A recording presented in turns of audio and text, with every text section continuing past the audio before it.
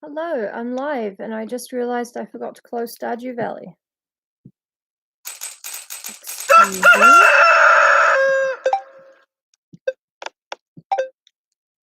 I love to be professional. Um, right. I did not put on Twitter that I was going live, because I never remember. I have brain problems.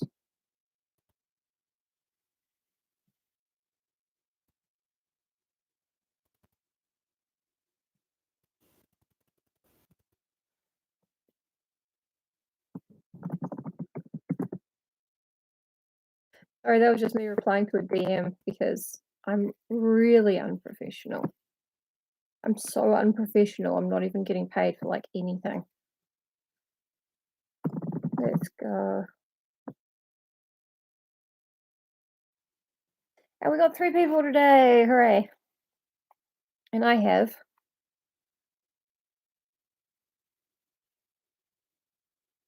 you can't see it very well, but, it's a wine glass that lights up different colors. Red. A very bright green. You can't Oh, that looks awesome. I like it. I'm gonna get some spooky lighting. Blue. This kind of in-betweenish one where it's kind of red and green. This one. This is my favorite, I think. No, this is. And then you've got they just go through all of them. I'm sorry, Nick. I'll be thinking about you. Yeah, I got it from Kmart. We used to have, like 4 of these, and me and my boyfriend at the time would drink white wine out of them and smoke weed, and, I mean, not that because it's illegal in New Zealand or whatever, um, and the colours were just so and this fizzy wine was so lovely, and we had peaches in it. Kind of a beautiful memory of us, like, sitting on the little balcony outside my flat, smoking whatever we were smoking at the time, with our light up glasses, talking shit about the neighbors across the fence and their party, um, realizing too late that we were sitting there with light up wine glasses and they definitely could hear us the entire time. Yeah, just normal plants like tobacco, the good kind. This is actually not wine, it's cranberry juice. I don't really drink anymore. So yeah, that was my awesome glass. And Nick, I will be thinking uh Nick Farah, I'll be thinking about you. My sister is finishing up a big project for work, so um I'm saving up bragging to her for our phone call today. Sup, John? I know it's so classy. The reason I had 4 of those was because me and Tali were given 2 each at Christmas, and she didn't want hers. Hey, Josh. Hey, Alex. Smothered, mothered, ready to wuther. That's what's up. I just finished watching all of Community on Netflix, apart from the Troy and Britta breakup episode, which is just Freaky Friday with the Dean and Jeff is really good, but the rest of it is just can't do it. Got to skip it. So, yesterday on Wuthering Heights, do I remember? Yes, I do. Yes, I do. I know. I know. I was when I first saw it, I had just come home from Auckland. I'd been broken up with really suddenly right before Christmas, and it like threw me into this incredibly deep depression. I was super suicidal. Like I was on suicide watch at home. Um, probably put in a trigger warning or something. So my sister was there because it was Christmas, and she was like, "Oh, we'll watch some Community. That'll be fun." We sat down to watch season 4, which was new then, and we're watching that, and she realized it was about Troy and Britta breaking up, and she just, like, looked at me, and she was like, and I just started laughing because oh, yeah, that would have been kinder than what happened, but anyway, moving on. Not everyone finds these subjects as funny as I do. Last time on Wuthering Heights, we were talking about, Nellie Dean, who used to be a servant at Wuthering Heights. Uh, she's explaining kind of the history of the place to Mr. Lockwood, the dickhead guy from the beginning. And she's saying basically there are 3 kids, Hindley, Heathcliff, and Kathy. And the dad died. Heathcliff was his favourite and adopted. So Hindley, as soon as he became master of the house, made Heathcliff a servant and banished him to the servants' hall and all of that. Heathcliff and Kathy kept getting up to hijinks, and one of their hijinks was running over to Thrushcross Grange, which is quite hard to say if you're not prepared for it, to spy on the kids there, Edgar and Isabella Linton. And they were spying on them both, crying because they both wanted to pet a puppy and they'd injured it somehow. Or each other, I can't remember.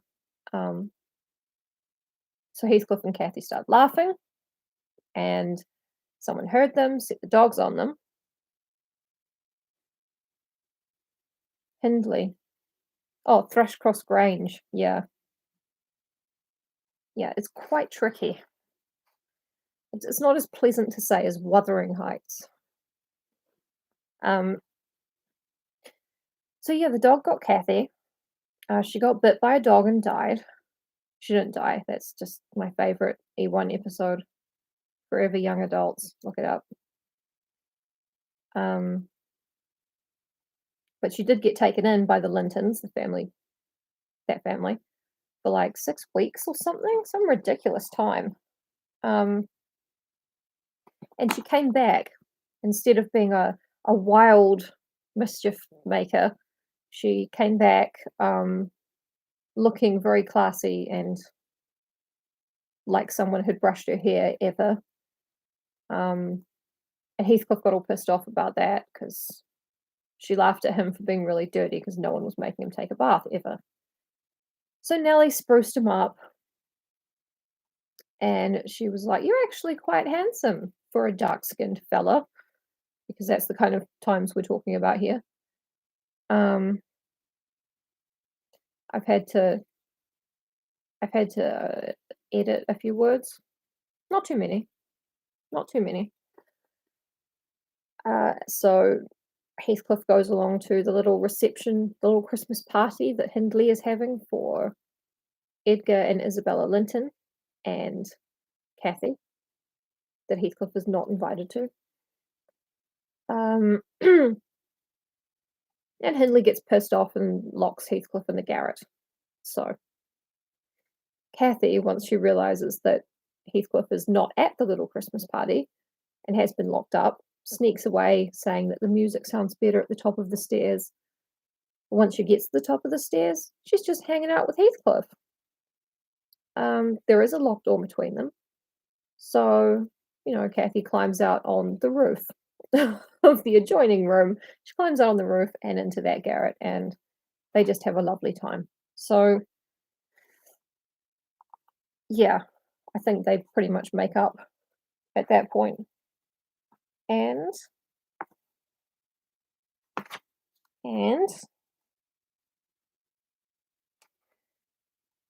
yep, Heathcliff is thinking over how he's going to punish Hindley. Now, these kids, they're like 12 at this point. Hindley's a grown-up. He's got a pregnant wife and probably his own moustache. But Heathcliff is thinking about how he's going to punish Hindley. And Nellie is like, "That's God's job.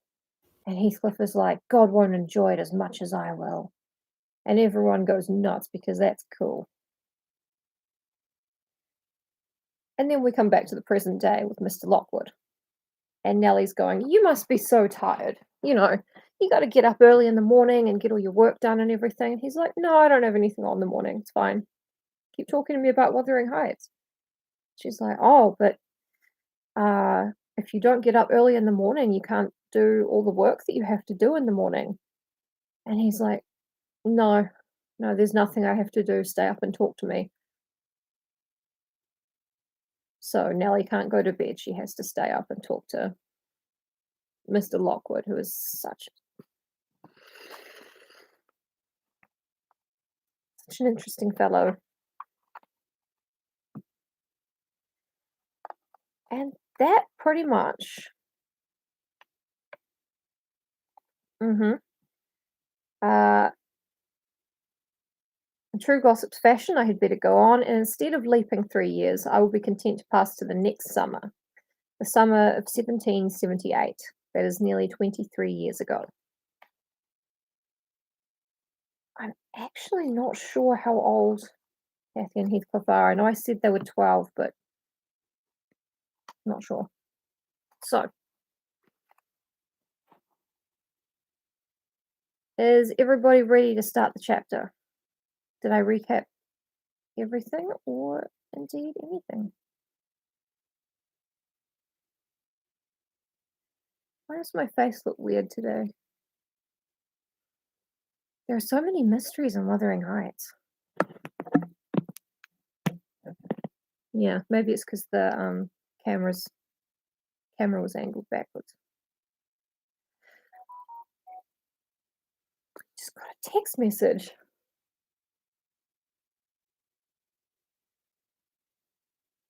Awesome. It's from one of my cardinals. Wuthering Heights, Chapter 8. And this is Nellie Dean. This is her narrating. Don't get confused. On the morning of a fine June day, my first bonny little nursling, and last of the ancient Earnshaw stock, was born. We were busy with the hay in a faraway field, when the girl that usually brought our breakfast came running an hour too soon across the meadow and up the lane, calling me as she ran. Oh, such a grand bairn, she panted out. The finest lad that ever breathed. But the doctor says Mrs. must go. He says she's been in a consumption these many months. I heard him tell Mr. Hindley, and now she has nothing to keep her, and she'll be dead before winter.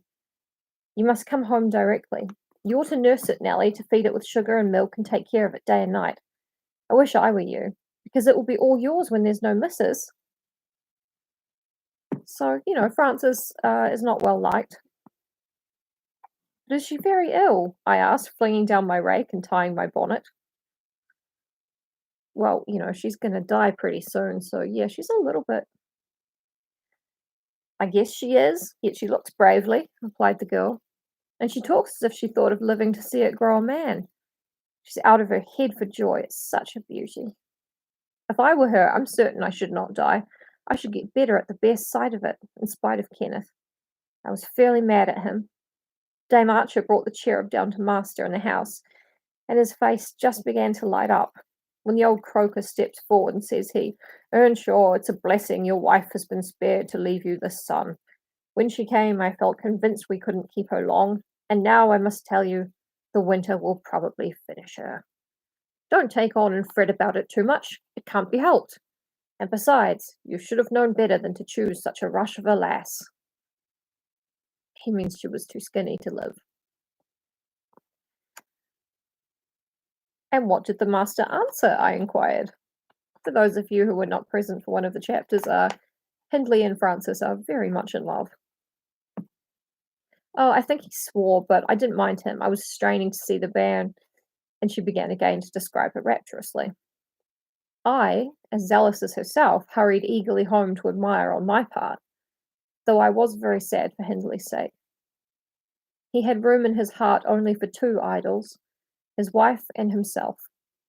He doted on both and adored one, and I couldn't conceive how he would bear the loss. When we got to Wuthering Heights, there he stood at the front door, and as I passed in, I asked, "How was the baby?" "Nearly ready to run about now," he replied, putting on a cheerful smile. "And the mistress?" I ventured to inquire. "Doctor says she's—" "Damn the doctor!" he interrupted, reddening. "Francis is quite right. She'll be perfectly well by this time next week. Are you going upstairs? Will you tell her that I'll come if she'll promise not to talk? I left her because she would not hold her tongue, and she must. Tell her Mr. Kenneth says she must be quiet. He loves her, but sometimes you got to tell your wife that the doctor told her she has to stay quiet or she'll die." I delivered this message to Mrs. Earnshaw. She seemed in flighty spirits and replied merrily, "I hardly spoke a word, Ellen, and there he has gone out twice crying. Well, say I promise I won't speak, but that does not bind me not to laugh at him. Poor soul! Till within a week of her death that gay heart never failed her, and her husband persisted doggedly, nay, furiously, in affirming her health improved every day. When Kenneth warned him that his medicines were useless at that stage of the malady, and he needn't put him to further expense by attending her, he retorted, "I know you need not. She's well. She does not want any more attendance from you. She never was in a consumption. It was a fever and it is gone. Her pulse is as slow as mine now, and her cheek is cool." He told his wife the same story, and she seemed to believe him. But one night, while leaning on his shoulder, in the act of saying she thought she should be able to get up tomorrow, a fit of coughing took her, a very slight one. He raised her in his arms. She put her two hands about his neck. Her face changed, and she was dead. I just want to take this moment to say that Emily Bronte's elder sisters, Maria and Elizabeth, yeah, I have that right, um, died of consumption, I think, when they were at school. So she knows what she's talking about.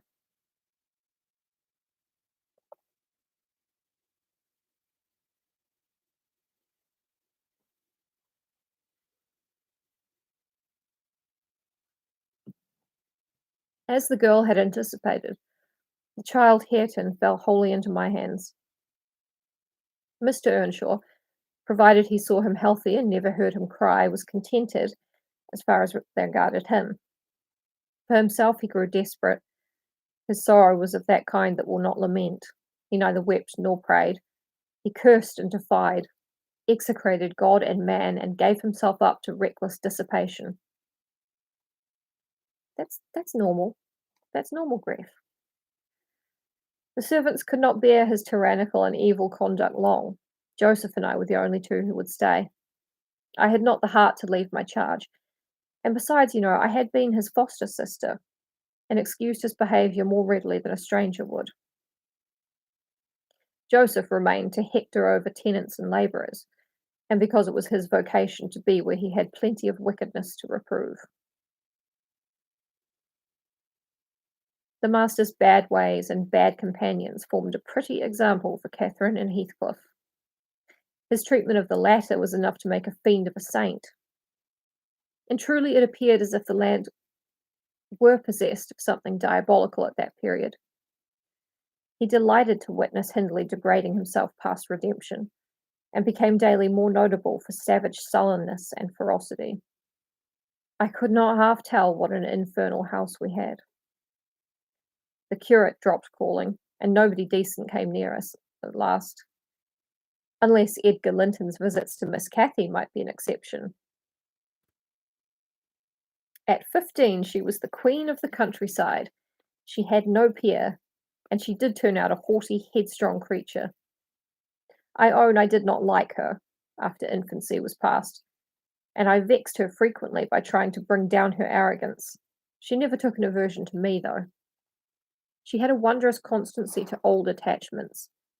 Even Heathcliff kept his hold on her affections unalterably, and young Linton, with all his superiority, found it difficult to make an equally deep impression. He was my late master, that is, his portrait over the fireplace. It used to hang on one side and his wife's on the other, but hers has been removed, or else you might see something of what she was. Can you make that out? Mrs. Dean raised the candle, and I discerned a soft featured face, exceedingly resembling the young lady at the Heights, but more pensive and amiable in expression. It formed a sweet picture. The long light hair curled slightly on the temples. The eyes were large and serious, the figure almost too graceful. I did not marvel how Catherine Earnshaw could forget her first friend for such an individual. I marvelled much how he, with a mind to correspond with his person, could fancy my idea of Catherine Earnshaw. A very agreeable portrait, I observed to the housekeeper. Is it like? Yes, she answered, but he looked better when he was animated. That is his everyday countenance. He wanted spirit in general. Kind of love this bit. He's like, oh, look, that's a picture of Edgar Linton. He's like, that man is fucking gorgeous. He must have been really intelligent as well. Why would he go around with such a dumb bitch? A vapid slut like Cathy Earnshaw. I think Mr. Lockwood is kind of identifying himself with Edgar Linton to be like, yeah, he was like me, gorgeous and clever. And so what if Cathy Heathcliff didn't love him? I mean, Cathy Earnshaw. I mean, so what if, why did he like, this is not about what happened at Wuthering Heights and how that girl hated me. That's my interpretation. I don't have a degree of any kind. I'm just brilliant.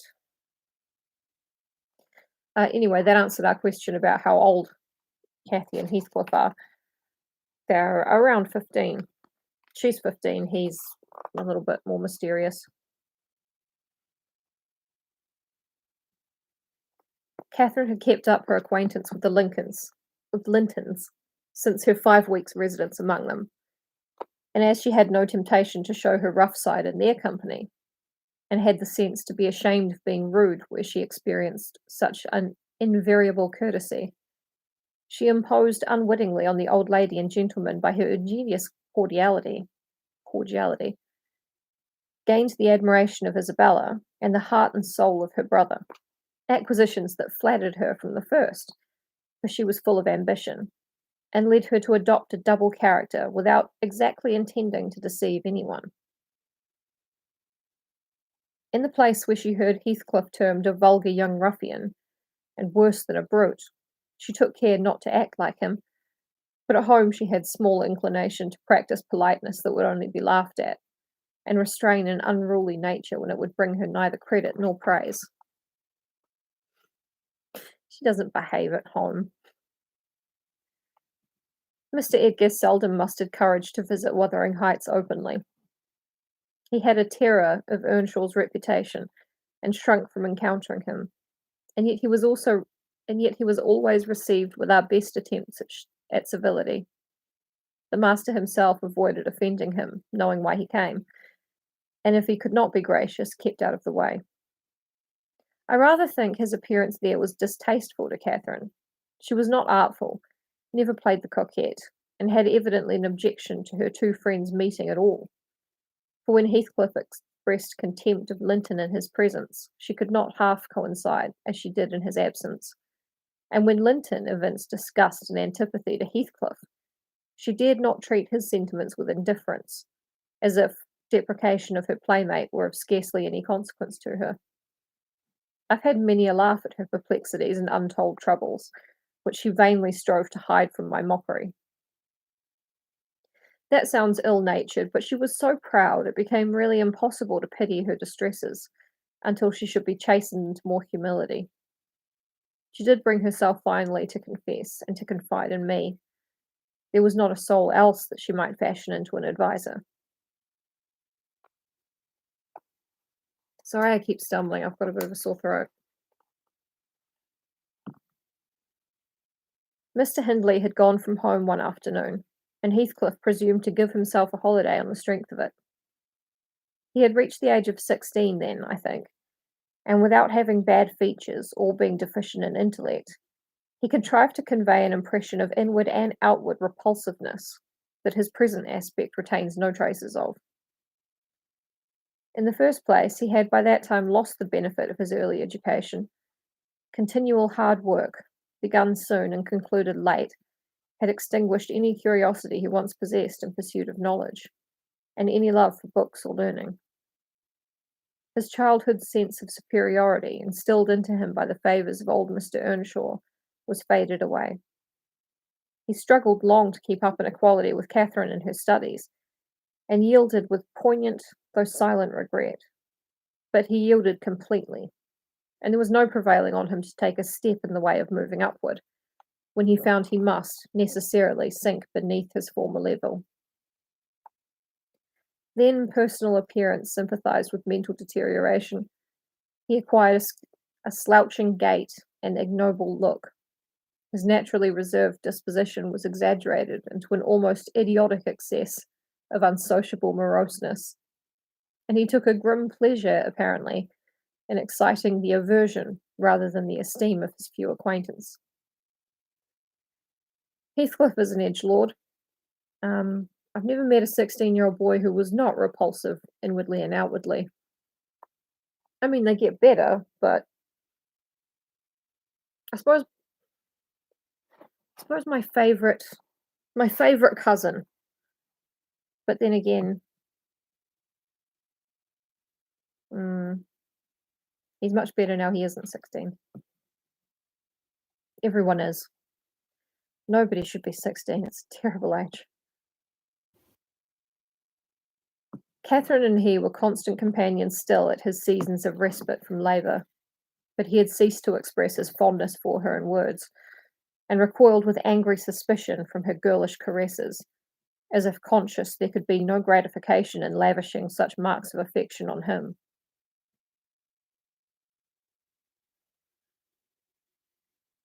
On the before-named occasion, he came into the house to announce his intention of doing nothing, while I was assisting Miss Cathy to arrange her dress.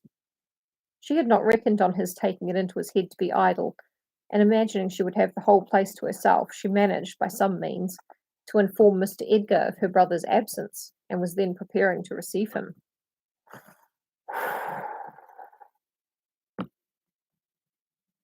"Cathy, busy this afternoon?" asked Heathcliff. "Are you going anywhere?" "No, it's raining," she answered. "Why have you got that silk frock on, then?" he asked. "Nobody coming here, I hope?" "Not that I know of," stammered Miss. "But you should be in the field now, Heathcliff. It is an hour past dinner time. I thought you were gone." "Hindley does not often free us from his accursed presence," observed the boy. "I'll not work any more today. I'll stay with you." "Oh, but Joseph will tell," she suggested. "You'd better go." "Joseph is loading lime on the farther side of Penistone Crags. It will take him till dark, and he'll never know." So saying, he lounged to the fire and sat down. Catherine reflected an instant with knitted brows. She found it needful to smooth the way for an intrusion. "Edgar and Isabella Linton talked of calling this afternoon," she said, at the conclusion of a minute's silence. "As it rains, I hardly expect them, but they may come, and if they do, you run the risk of being scolded for no good." "Order Ellen to say you're engaged, Cathy," he persisted. "Don't turn me out for those pitiful, silly friends of yours. I'm on the point sometimes of complaining that they... but I'll not." "That they what?" cried Catherine, gazing at him with a troubled countenance. "Oh, Nelly," she added petulantly, jerking her head away from my hands, "you've combed my hair quite out of curl. That's enough, let me alone." "What are you on the point of complaining about, Heathcliff?" "Nothing. Only look at the almanac on that wall." He pointed to a framed sheet hanging near the window, and continued, The crosses are for the evenings you've spent with the Lintons, the dots for those spent with me. You see? I've marked every day. Yes, very foolish, as if I took notice, replied Catherine in a peevish tone. And where is the sense of that? To show that I do take notice, said Heathcliff. And should I always be sitting with you? She demanded, growing more irritated. What good do I get? What do you talk about? You might be dumb or a baby for anything you say to amuse me, or anything you do either. You never told me before that I talk too little, or that you dislike my company, Cathy, exclaimed Heathcliff in much agitation. It's no company at all when people know nothing and say nothing, she muttered. Her companion rose up, but he hadn't time to express his feelings further, for a horse's feet were heard on the flags, and having knocked gently, young Linton entered, his face brilliant with delight at the unexpected summons he had received. Doubtless Catherine marked the difference between her friends as one came in and the other went out. The contrast resembled what you see in exchanging a bleak, hilly coal country for a beautiful, fertile valley, and his voice and greeting were as opposite as his aspect. He had a sweet, low manner of speaking, and pronounced his words as you do. That's less gruff than we talk here, and softer. Oh, there's so much drama in this book. Oh, people are marking off calendars. People are being mean about other people's level of education. I'm not come too soon, am I? He said, casting a look at me. I had begun to wipe the plate and tidy some drawers at the far end in the dresser. No, answered Catherine. What are you doing there, Nellie? My work, miss, I replied. Mr. Hindley had given me directions to make a third party in any private visits Linton chose to pay. She stepped behind me and whispered crossly, Take yourself and your dusters off. When company are in the house, servants don't commence scouring and cleaning in the room where they are. It's a good opportunity now that master is away, I answered aloud. He hates me to be fidgeting over these things in his presence. I'm sure Mr. Edgar will excuse me. I hate you to be fidgeting in my presence, exclaimed the young lady imperiously, not allowing her guest time to speak. She had failed to recover her equanimity since the little dispute with Heathcliff. I'm sorry for it, Miss Catherine, was my response, and I proceeded assiduously with my occupation. She, supposing Edgar could not see her, snatched the cloth from my hand and pinched me, with a prolonged wrench, very spitefully on the arm. I've said I did not love her, and rather relished mortifying her vanity now and then. Besides, she hurt me extremely, so I started up from my knees and screamed out, Oh, miss, that's a nasty trick. You have no right to nip me, and I'm not going to bear it. I didn't touch you, you lying creature, cried she, her fingers tingling to repeat the act and her ears red with rage. She never had power to conceal her passion, it always set her whole complexion in a blaze. What's that, then? I retorted, showing a decided purple witness to refute her. She stamped her foot, wavered a moment, and then, irresistibly impelled by the naughty spirit within her, slapped me on the cheek, a stinging blow that filled both eyes with water. Catherine, love! Catherine, interposed Linton, greatly shocked at the double fault of falsehood and violence which his idol had committed. Leave the room, Ellen, she repeated, trembling all over. I like Kathy. She's fucking horrible, but I would hate to live with her, but, I kind of understand the huge emotions. Little Hareton, who followed me everywhere and was sitting near me on the floor, at seeing my tears, commenced crying himself, and sobbed out complaints against wicked Aunt Cathy, which drew her fury onto his unlucky head. She seized his shoulders and shook him till the poor child waxed livid, and Edgar thoughtlessly laid hold of her hands to deliver him. In an instant, one was wrung free, and the astonished young man felt it applied over his own ear in a way that could not be mistaken for jest. He drew back in consternation. I lifted Hert in my arms and walked off to the kitchen with him, leaving the door of communication open, for I was curious to watch how they would settle their disagreement. The insulted visitor moved to the spot where he had laid his hat, pale and with a quivering lip. Oh, he thought she was perfect. I slapped the housekeeper, and I will shake my nephew. And if you try and stop me shaking my baby nephew, I'll slap you too, you bitch. That's not in the book, it's just essentially what happened. That's right, I said to myself. Take warning and be gone. It's kindness to let you have a glimpse of her genuine disposition. Where are you going? Demanded Catherine, advancing to the door. He swerved aside and attempted to pass. You must not go, she exclaimed energetically. I must and shall, he replied in a subdued voice. No, she persisted, grasping the handle. Not yet, Edgar Linton, sit down. You shall not leave me in that temper. I shall be miserable all night, and I won't be miserable for you. I love her.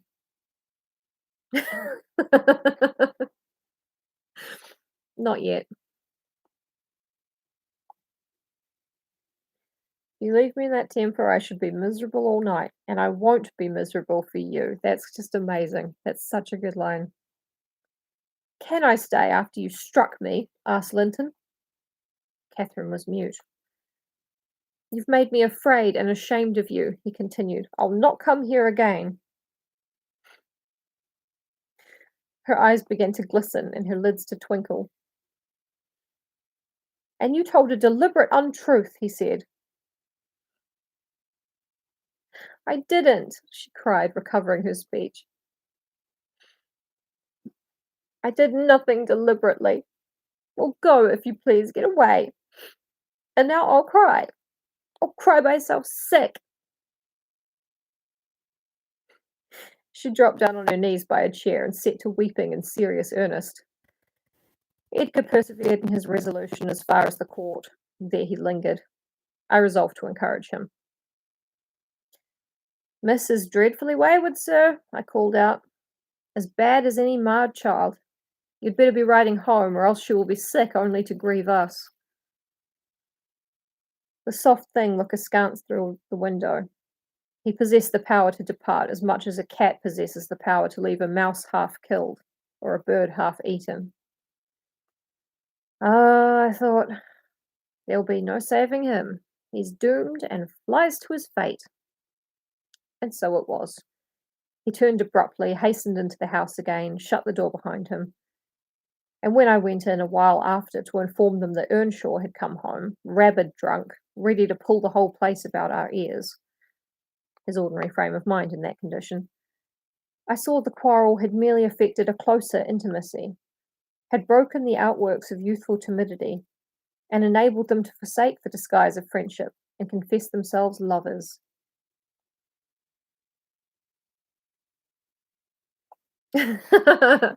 Yes, and it's also raining outside in Wuthering Heights at this, on this day. Perfect. I mean, when they say lovers here, they mean, boyfriends of each other. They don't mean Nellie did not walk in on Linton and Kathy like doing it on the kitchen table. That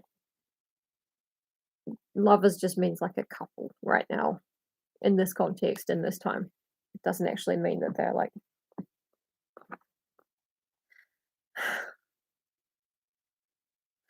I feel so sorry for Edgar Linton. Intelligence of Mr. Hindley's arrival drove Linton speedily to his horse, and Catherine to her chamber. I went to hide little Hareton and to take the shot out of the master's fowling piece, a gun, which he was fond of playing with in his insane excitement, to the hazard of the lives of any who provoked or even attracted his notice too much. And I had hit upon the plan of removing it, that he might do less mischief if he did go the length of firing the gun. And there is an illustration in the book right here. That was the end of the chapter. I don't know how clearly you'll be able to see it, but the caption is, "He would not have another such walk for the Three Kingdoms." And that is Mr. Earnshaw walking home carrying baby Heathcliff, or, small Heathcliff. And I believe the Three Kingdoms he's referring to. Uh, no, I've forgotten completely. So that was a really exciting chapter. That was quite a big one. I'm just going to have a look at the length of the next chapter.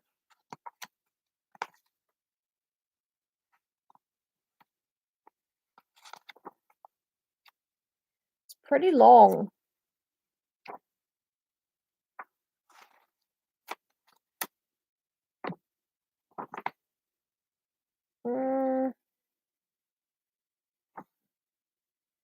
It's pretty long, but the next chapter will Heaven, Earth, and Hell. Oh, yeah, that's a good point. I was thinking England, Scotland, and Wales because I'm not sure how much control there is over Ireland at this point. I don't know. But yeah, that's probably. Oh,